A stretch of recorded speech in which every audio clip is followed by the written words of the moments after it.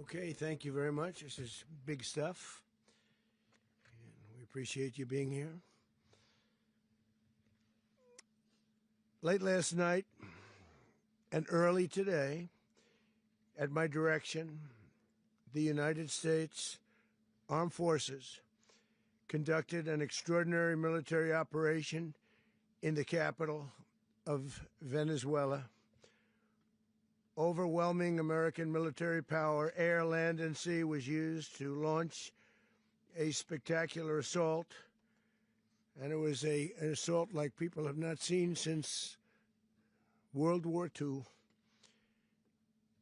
It was a force against a heavily fortified military fortress in the heart of Caracas to bring outlaw dictator Nicolás Maduro to justice.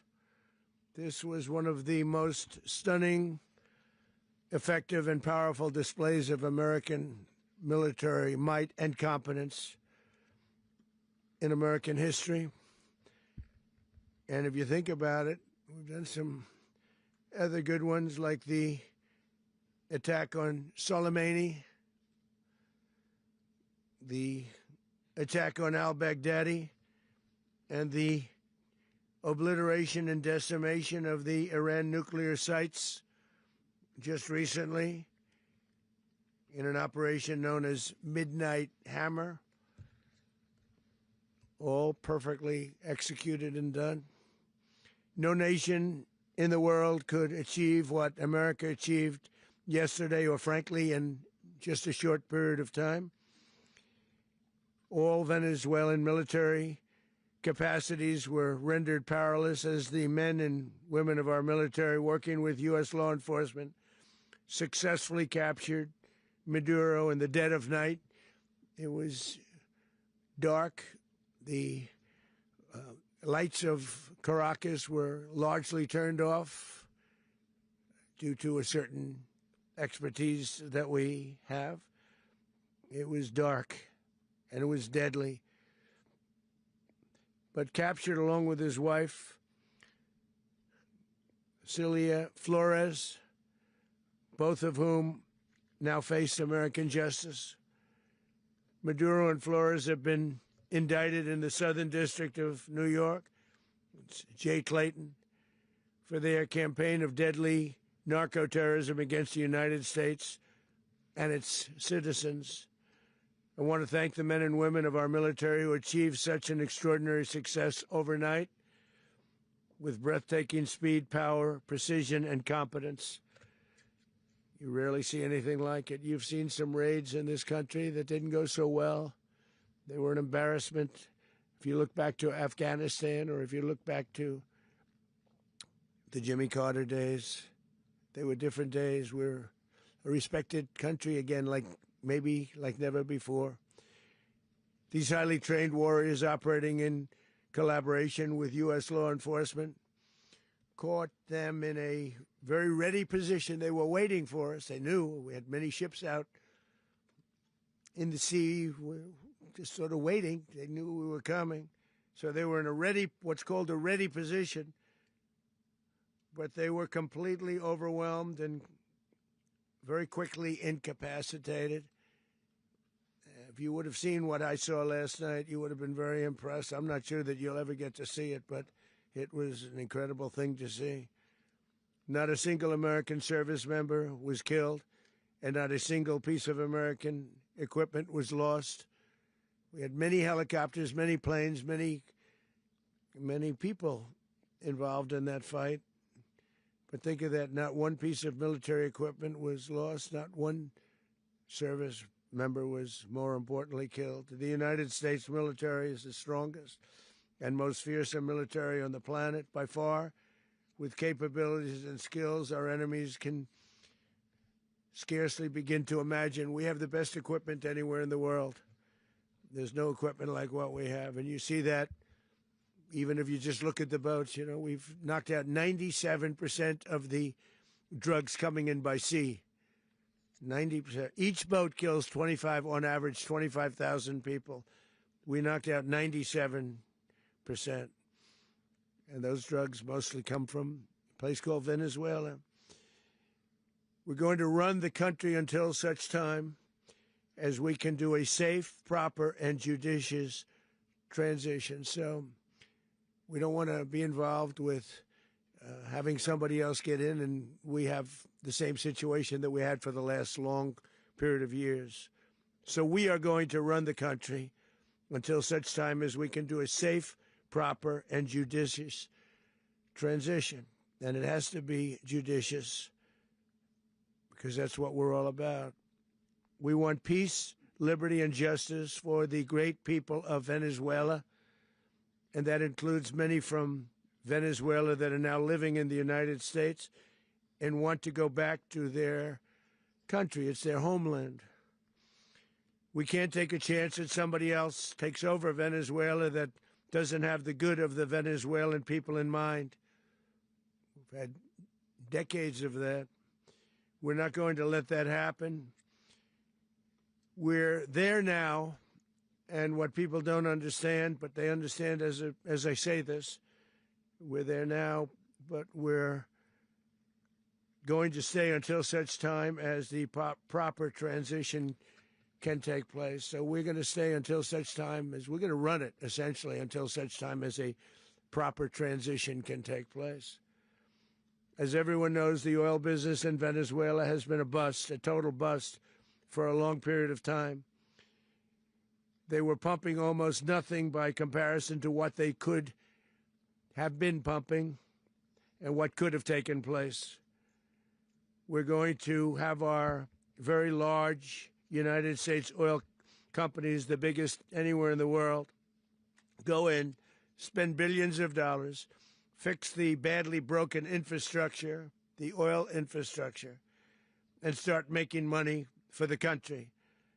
And we are ready to stage a second and much larger attack if we need to do so. So we were prepared to do a second wave if we needed to do so. We actually assumed that a second wave would be necessary, but now it's probably not. The first wave, if you'd like to call it that, the first attack was so successful, we probably don't have to do a second, but we're prepared to do a second wave, a much bigger wave, actually. This was pinpoint, but we have a much bigger wave that probably won't have to do. This partnership of Venezuela with the United States of America, a country that everybody wants to be involved with because of what we were able to do and accomplish, will make the people of Venezuela rich, independent, and safe. And it will also make the many, many people from Venezuela that are living in the United States extremely happy. They suffered. They suffered. So much was taken from them. They're not going to suffer anymore. The illegitimate dictator Maduro was the kingpin of a vast criminal network responsible for trafficking colossal amounts of deadly and illicit drugs into the United States. As alleged in the indictment, he personally oversaw the vicious cartel known as Cartel de las Solas, which flooded our nation with lethal poison, responsible for the deaths of countless Americans, the many, many Americans. Hundreds of thousands over the years of Americans died because of him. Maduro and his wife will soon face the full might of American justice and stand trial on American soil. Right now, they're on a ship they'll be heading to, ultimately, New York, and then a decision will be made, I assume, between New York and Miami or Florida. But we have people where the overwhelming evidence of their crimes will be presented in a court of law. And I've seen it. I've seen what we have. It's both horrible and breathtaking that something like this could have been allowed to take place. For many years after his term as president of Venezuela expired, Maduro remained in power and waged a ceaseless campaign of violence, terror, and subversion against the United States of America, threatening not only our people, but the stability of the entire region.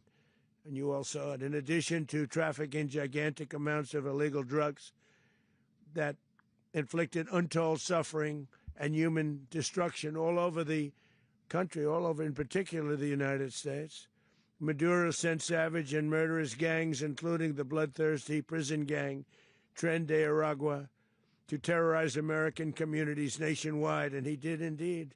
They were in Colorado. They took over apartment complexes. They cut the fingers off people if they called police. They were brutal, but they're not so brutal now.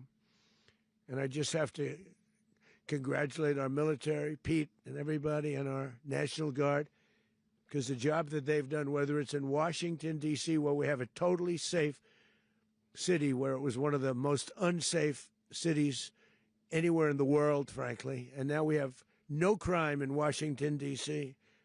We haven't had a killing. We had the terrorist attack a few weeks ago, a little bit of a different kind of a threat, but we haven't had a killing in a long period of time, 6-7 months. We used to have two, on average, 2 a week in Washington, our capital. We don't have that anymore. The restaurants are opening. Everyone's happy. They're going, they're walking their daughters, they're walking their children, their wives. They walk to restaurants. Restaurants are opening all over Washington, D.C. So I want to thank the National Guard. I want to thank our military. And I want to thank law enforcement. It's been amazing. And they should do it with more cities. We're doing it, as you know, and we're doing it in Memphis, Tennessee right now, and crime is down. We've just sort of started a few weeks ago, but crime is down now 77%. And the governor of Louisiana called, great person, and he wanted us to help him, as you know, in a certain very nice part of Louisiana. And we have done that. And it was a rough section, and we have crime down. I understand it's down to almost nothing already after 2.5 weeks. New Orleans, it's down to almost nothing. And we've only been there for 2.5 weeks. Can't imagine why governors wouldn't want us to help. We also helped, as you know, in Chicago, and crime went down a little bit there. We did a very small help because we had no working ability with the governor. The governor was a disaster, and the mayor was a disaster. But it knocked down crime. But we're pulling out of there when they need us. We'll know. You'll know. You'll be writing about it. And likewise, Los Angeles, where we saved Los Angeles early on, where the head of the police department made a statement that if the federal government didn't come in, we would have lost Los Angeles. That's long after the fires. That's when they had the riots in Los Angeles. We did a great job. Got no credit for it whatsoever, but that's okay. It doesn't matter. We don't need the credit. But we'll be pulling out when they need us. They'll call, or we'll go back if we have to. We'll go back. But we did a great job in various cities. But the place that we're very proud of is Washington, D.C., because it's our nation's capital. We took it from being a crime-ridden mess to being one of the safest cities in the country. But the gangs that they sent raped, tortured, and murdered American women and children. They were in all of the cities I mentioned, Tren de Aragua. And they were sent by Maduro to terrorize our people, and now Maduro will never again be able to threaten an American citizen or anybody from Venezuela. There will no longer be threats. For years, I've highlighted the stories of those innocent Americans whose lives were so heartlessly robbed by this Venezuelan terrorist organization. Really one of the worst. One of the worst, they say the worst. Americans like 12-year-old Jocelyn Nungary from Houston. Beautiful Jocelyn Nungary, what happened to her? They, as you know, they kidnapped, assaulted, and murdered by Tren de Aragua animals. They murdered Jocelyn and left her dead under the bridge. There was a bridge that will never be the same to so many people after seeing what happened. As I've said many times, the Maduro regime emptied out their prisons, sent their worst and most violent monsters into the United States to steal American lives. And they came from mental institutions and insane asylums. They came from prisons and jails. The reason I say both, they sound similar. Actually, prisons a little bit more hostile, a little bit tougher. A mental institution isn't as tough as an insane asylum, but we got them both. They sent from their mental institutions. They sent from their jails, prisons. They were drug dealers. They were drug kingpins. They sent everybody bad into the United States, but no longer. And we have now a border where nobody gets through. In addition, Venezuela unilaterally seized and stole American oil, American assets, and American platforms, costing us billions and billions of dollars. They did this a while ago, but we never had a president that did anything about it. They took all of our property. It was our property. We built it. And we never had a president that decided to do anything about it. Instead, they fought wars that were 10,000 miles away. We built Venezuela oil industry with American talent, drive, and skill, and the socialist regime stole it from us during those previous administrations, and they stole it through force. This constituted one of the largest thefts of American property in the history of our country. Considered the largest theft of property in the history of our country. Massive oil infrastructure was taken like we were babies, and we didn't do anything about it. I would have done something about it. America will never allow foreign powers to rob our people or drive us back into and out of our own hemisphere. That's what they did. Furthermore, under the now deposed dictator Maduro, Venezuela was increasingly hosting foreign adversaries in our region and acquiring menacing offensive weapons that could threaten U.S. interests and lives. And they used those weapons last night. Potentially in league with the cartels operating along our border. All of these actions were in gross violation of the core principles of American foreign policy, dating back more than 2 centuries, and not anymore. All the way back, it dated to the Monroe Doctrines, and the Monroe Doctrine is a big deal, but we've superseded it by a lot, by a real lot. They now call it the Donroe Document. I don't know. It's Monroe Doctrine.